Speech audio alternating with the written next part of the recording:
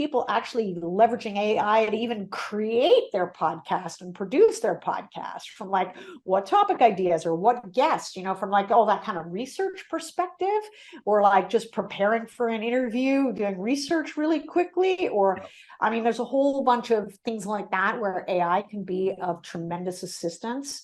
But then there are companies that are really interesting, like voice cloning companies. Like I watch a company called 11 Labs really closely because they have like this pretty powerful voice cloning, where you can give it a script on a sample of your voice, or by the way, someone else's, and it'll just generate a podcast. It'll generate that podcast in any language or dialect. So we're going to be seeing more and more of that, and which is exciting.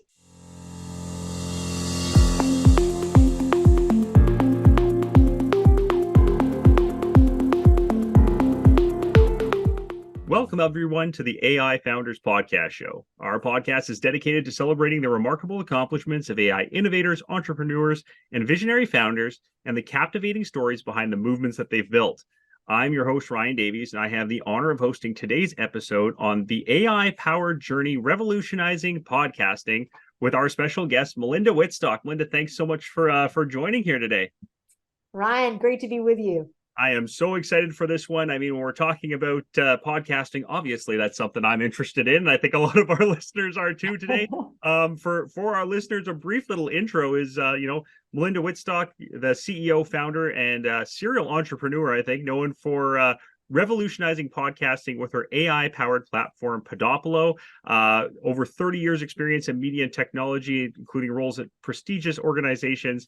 Melinda brings a deep cross-disciplinary expertise to her current venture, and beyond entrepreneurial endeavors, Melinda is passionate about social impact, evident in Podopolo's gamified approach and commitment to donating, I believe, 10% of earnings to charitable causes. That's just absolutely phenomenal. Again, I think there's a lot we can go through here, but I think we're going to cover a lot, and I think our people would rather hear from you than me. So I'd love to just kind of dive in a little bit and provide a bit of an overview on Podopolo and how AI is integrated into your platform.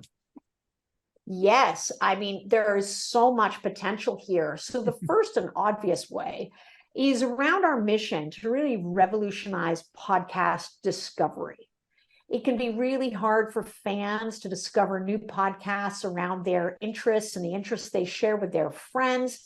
And similarly, hard for podcasters to be discovered. Mm-hmm. And so you could think of our AI in very simple terms as a matchmaker, right? So one of the things, Podopolo features 6 million podcasts in all languages and genres, in audio and video. And imagine for a moment, if you had, it'd be impossible for a person to transcribe hundreds of millions of episodes pretty much in real time, let alone be able to analyze line by line everything going on all of those podcasts, right? Mm-hmm.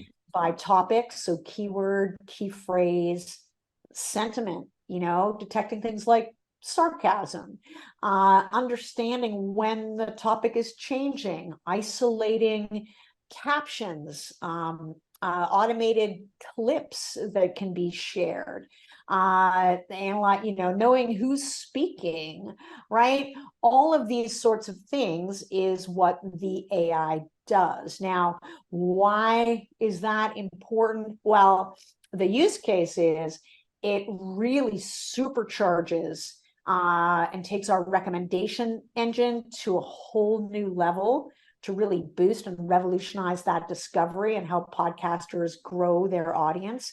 It also provides us with a means of correlating, what we know about our, listener and viewer kind of preferences, by interest or habit or what they like, and be able to match that, right, with what's going on topically in the podcast. So revolutionize discovery. But it also sets up new ways to monetize content as well. And one of the issues in the podcast space that has been endemic, and I regard it as a structural problem, is simply that 98% of podcasters currently don't qualify for advertising. And why? Traditionally, they've needed 10,000 downloads or more per episode to really even be in the running for any advertising investment in their show. And that's just because advertisers and podcasters alike have really lacked the data to actually understand who's listening. So Ryan, imagine for a moment now that you know a lot more about the audience and you know a lot more about specifically what's being discussed on that show. All of a sudden now you could have a podcast with only 1,000 listeners per episode, but if the advertiser and the podcaster kind of knows that 80% of them are pre-qualified, like say the podcast is talking about like trying to figure out how to get better sleep at night, and you have people really interested in that, and you know exactly where that's being talked about in the podcast, and there's an advertiser who is selling a solution for that, you're going to be able to drive much higher conversion rates, like just the level of targeting. So for the first time, it means that the 98% of podcasters who do not qualify for advertising suddenly can. And that means it's expanding a market. It's making the advertising more effective. It's better for the podcast fan because you're not hit with this kind of like, why am I listening to this ad? The ads actually become relevant and topically relevant. And for the advertiser, it also provides brand safety of knowing their ad won't be placed in a podcast at an inopportune moment adjacent to content that may embarrass them as a brand. I mean, we're certainly seeing a lot of that right now with the proper positioning and whatnot. There's a couple mega giants and a little bit of hot water over this one right now, but I think it's just incredible, right? We talk about podcasting and it comes down to, you know, strategy, content creation, promotion, monetization, and this kind of brings all of that together from that sense, is being able to sort of improve each of those key pillars of what makes a podcast successful and for podcasters to hit their ultimate goal. You know, I think we talked a little bit already about, you know, user engagement and how AI contributes to that. How have you been able to really kind of get that you know, improved content discovery and recommendation from platform users to sort of understand that next stage and the next stage of development that you're working towards? Yeah. So this kind of rule, like we're a pretty early stage startup. So this you'll start to really see evidence of in an epic way into the new year with the recommendation engine. But Podopolo also has an API for other podcast networks and other podcast or streaming platforms or ad networks or hosting companies to also to be able to utilize, right? Because we come at this not as like, oh, everybody has to be listening on Podopolo, but like, how can we improve the industry as a whole? Right. And so right now that API is working as like a back-end API, and then in the new year there are going to be dashboards and ways for lots of people to play in this kind of ecosystem. And of course there's so much more to what we're doing in AI as well beyond the discovery issue. We can get into talking generative stuff and whatnot as well. Yeah, let's touch on that there. I'd love to get your perspective on, what do you foresee as some of the future trends for podcasting and audio content platforms and kind of the things that people are looking forward to. And maybe, I don't want you to spill your secret sauce here, if you will, but like some of the things you're really excited for Podopolo to be bringing, to the table on the roadmap. Yeah. Well, it always goes back to, what's the need of the pressing need, pain point of the podcaster or the creator, and how can that be resolved in such a way that's also a benefit to the podcast listener or viewer. Right. And so we approach everything as like, what's one thing we can do where everybody wins, and that really guides the ethos of the company. So starting from that perspective, when we get into what the real needs of the podcaster, most podcasters, they start podcasting, like including me, because we have a lived experience, or we have an expertise, or we have a mission, or we have something just really important we want to share with the world.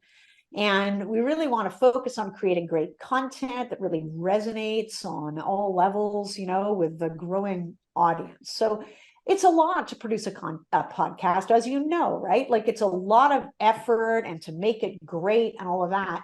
What happens to a lot of podcasters is they launch their podcast and they're working really hard at all that. And then all of a sudden they realize, oh my goodness, I also have to be an expert marketer, and I have to be great at business, and I have to do this and that. I need sales funnels, and I need like social media, and I need like all this content marketing, and like all this other stuff, which leads to a lot of burnout, a lot of tool fatigue, a lot of extra expense, either in time or money, to kind of figure all this out. And this is where AI can really assist on a lot of the marketing side of things. So again, for instance, there's so many different applications of our API, which is customizable, by the way. So if you were able, Ryan, think for a moment before your episode goes live, have that transcription, and then have automatic, show notes created, clips created, all that kind of stuff just kind of done for you without you having like they're all SEO'd, like they're, you know what I mean? Yeah. Like just all of that, like anything in business that saves people time and money and delivers a quality solution is a good thing, right? So this is where AI is really good. And I talked already a little bit about the monetization opportunity around it. So I think we're going to see a lot of generative content, around the marketing that actually supports the podcast. And one of the things I'm seeing though too is people actually leveraging AI to even create their podcast and produce their podcast, from like what topic ideas or what guests, from like all that kind of research perspective, or like just preparing for an interview, doing research really quickly, or I mean, there's a whole bunch of things like that where AI can be of tremendous assistance. But then there are companies that are really interesting, like voice cloning companies. Like I watch a company called 11 Labs really closely, because they have like this pretty powerful voice cloning, where you can give it a script on a sample of your voice, or by the way, someone else's, and it'll just generate a podcast. It'll generate that podcast in any language or dialect. So we're going to be seeing more and more of that, and which is exciting. But there's also a downside to it, because I could just create your podcast with your voice in Japanese and kind of like sell it. Wait, what? Okay. Right. Like that's exactly right. There's no necessarily intellectual property or anything around it anymore. But I know that's also something that you have a focus on, is kind of that space of how do you protect yourself? I mean, that's obviously, I think, any AI driven conversation, ethics comes into it, right? And I think that's part of that ethics landscape, is how do you protect this content that's been created? How do you make sure that it kind of can stay unique to you? And I know you know, there's ideas out there, but I'd love for you to kind of elaborate on your thoughts and opinions on that. Yeah, 100%. So I think something that everybody will suddenly realize, and I think we're a little ahead of the game on it, but I think next year we'll all come to the conclusion that blockchain is a really significant solution to this problem. Blockchain, most people know of blockchain being associated with crypto, like the ledger, or with NFTs or that kind of thing, smart contracts and such. If you're able to authenticate the ownership of your podcast on the blockchain, instead of right now, it's a public RSS feed and the email associated with that public RSS feed. So that's like, that doesn't give anyone any protection like, at all. Like, I mean, like, wait, what? I mean, and so that's one of the reasons that, very soon, we want to be able to, and will be offering podcasters the chance to protect their content in that way. So like you'll start to know, and that thing about the blockchain, it's like a kind of like a permanent record. But it's brain teasing to a lot of people. So how to do that in such a way that it's frictionless and easy, and you just have a record of what's yours and what's not yours. So like, heaven forbid, like, I mean, I think a lot of this stuff on AI is going to get, already it's in the courts, right? Yeah. And around ownership and around copyright and such, right? There are a lot of big issues, but having an arbiter of that and a record that's transparent, I think is going to be really critical. Like, and then there's other things too, like just watching the regulation of AI and how that's going to change. Like, does AI generated content need to be watermarked in some way? I mean, what are the laws going to be around all that? And this is such a fast moving train that it's hard to know exactly. But you mentioned ethics, and there is a responsibility of the podcaster and of the industry as a whole, to use these tools ethically, but like not everybody will. So how do we regulate that? Is it a government thing? Is it like does AI need some sort of like regulatory body, just sort of like the FAA regulates airlines or the FDA drugs? I mean, is there going to be the AAA? Right? You know what I mean? Like the AAI or the whatever, right? Like, so I think there's a lot that we don't know, and we'll have a lot of lived experience to guide us about what's wrong and what's not. But it also, it's going to become increasingly difficult for regular consumers to actually know the difference. And right now, you can sort of know the difference. You're kind of educated on it, but like, as these technologies improve, they're very, very powerful. So this is why any conversation about AI kind of goes like this. Oh my God, it's so great. It's so exciting. It's going to make the world so much better.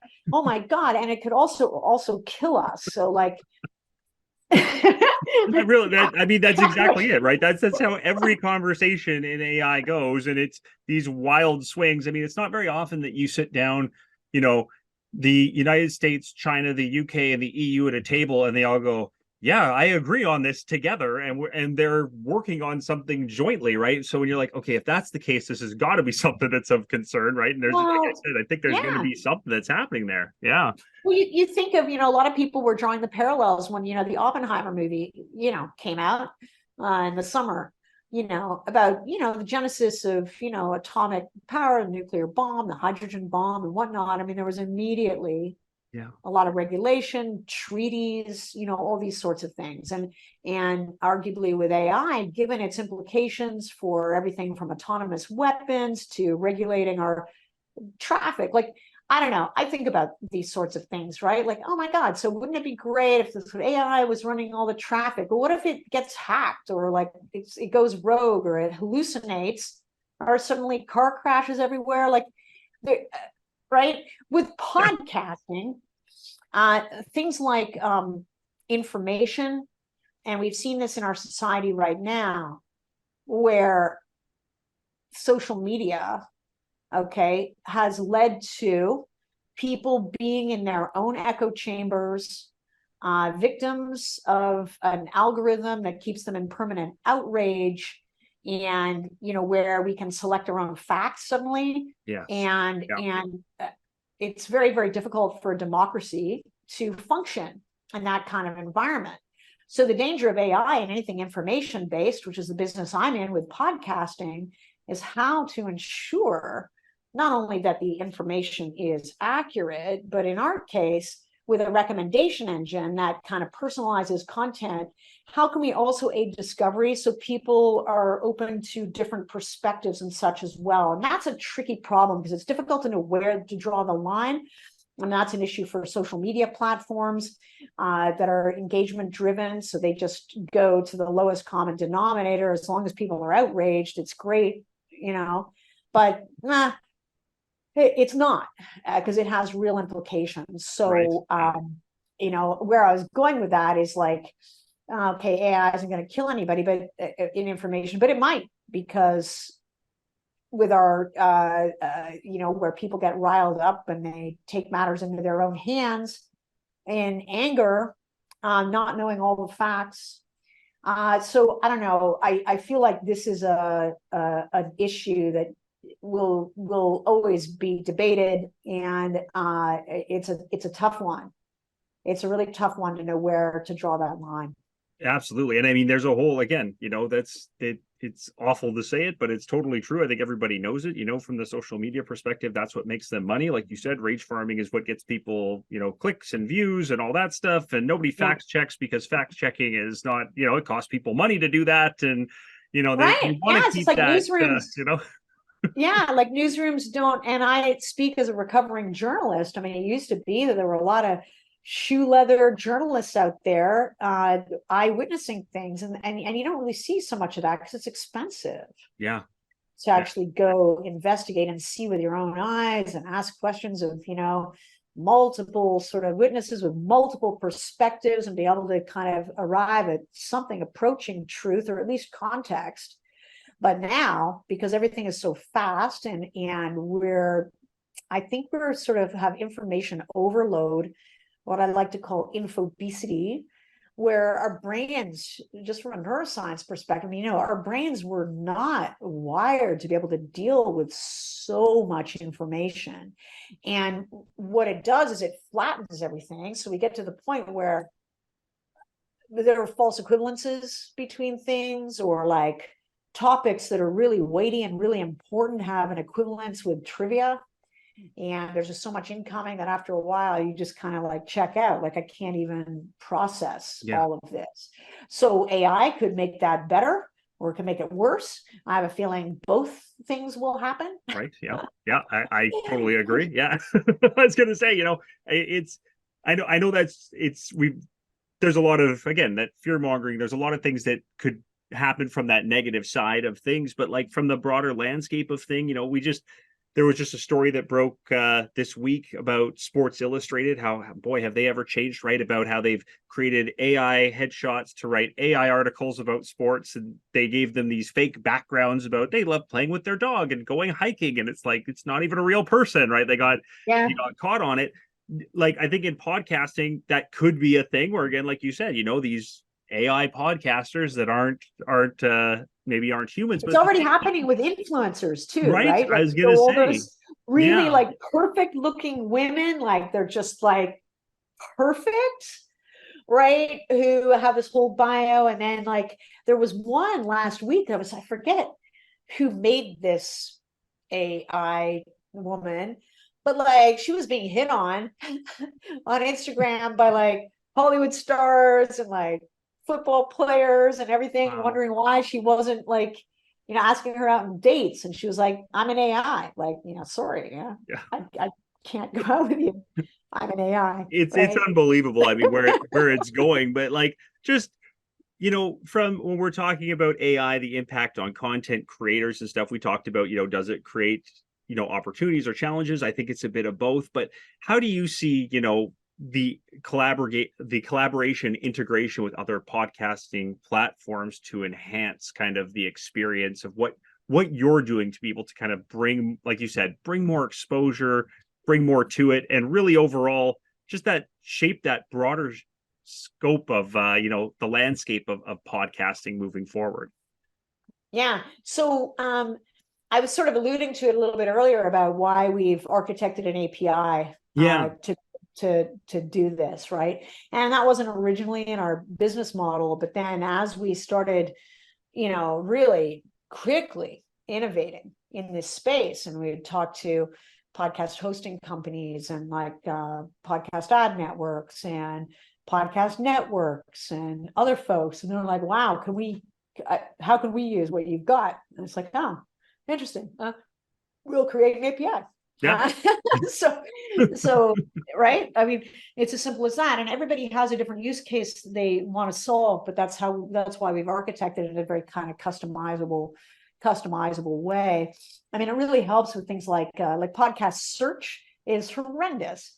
And you'll see real innovation on that side, on Podopolo and beyond. Any clients, hello, we're open for business if you want to work with us on this, because I think the more collaboration there is, the more likely that good standards and ethical standards will be set.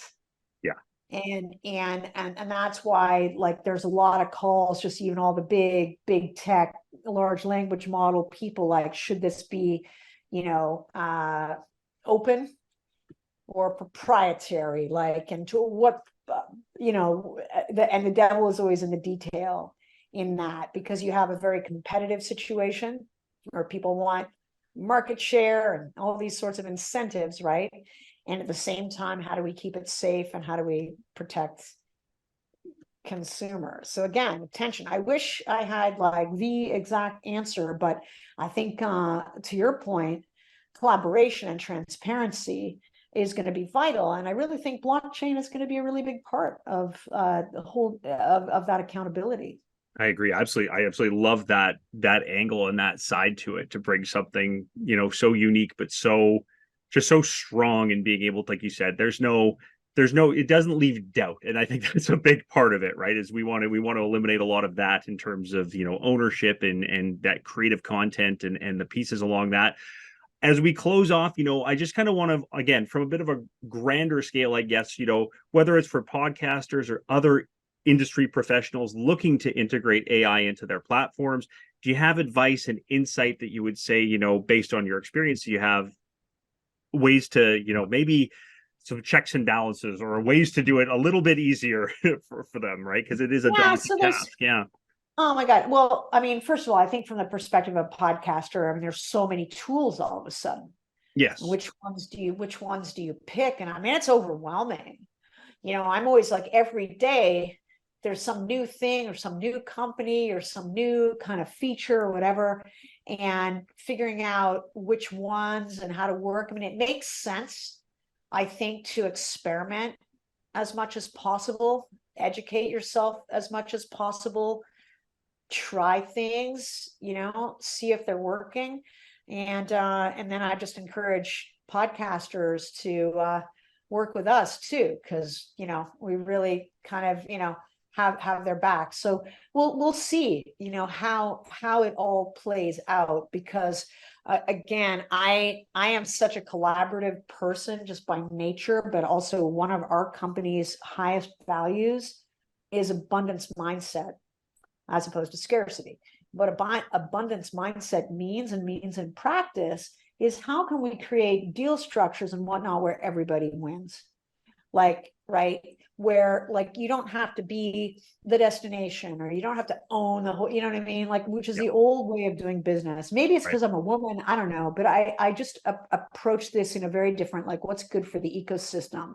So we always like to work with people who have that same sort of mindset, and really collaborate in a way, whether it's the deal structure, whether it's just the feature set, or like whatever it is, where people can win, and there's a transparency and a really strong ethics around the use of that. And of course, the collaboration is crucial, I think, to the innovation here, and innovating in such a way that it's responsible. So those are the type of people we want to play with. So. Perfect. And before we roll into the outro here and say goodbye to this episode, give our listeners a little bit about how they can collaborate with you, where they can find you at Podopolo, and get contacted with you, and maybe take advantage of all these great things you've got, and certainly tap in a little more to that wonderful knowledge base that you have. Yeah, 100%.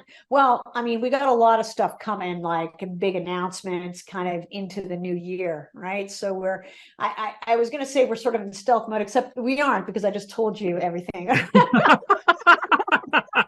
Okay, so we'll play the launch a little bit. There you go with this episode. There you go. Because I'm a founder who's enthusiastic about what we're doing, but like the easiest way right now is just like, if you're a podcaster, take advantage of our free offer. Download Podopolo. Take advantage of the free offer for all the features and functionality that we currently have, because you'll be first in line for all the upgrades and all the kind of cool stuff. So that'd be like the first thing. The second thing is just to literally link in with me, or just email me. I'm just like Melinda@podopolo.com, and on LinkedIn primarily. The other socials I just don't do as much as I used to. Yeah. So you'll always find me on LinkedIn. And we've got a number of big, big announcements coming. So you'll know about it when we're out there. So excited to see all of those keep coming to light here. So again, visit podopolo.com, podopolo.com. I love that name so much too. It's just wonderful. And grab it, like it's free in both app stores, right? So grab the app and play there around you with go. it.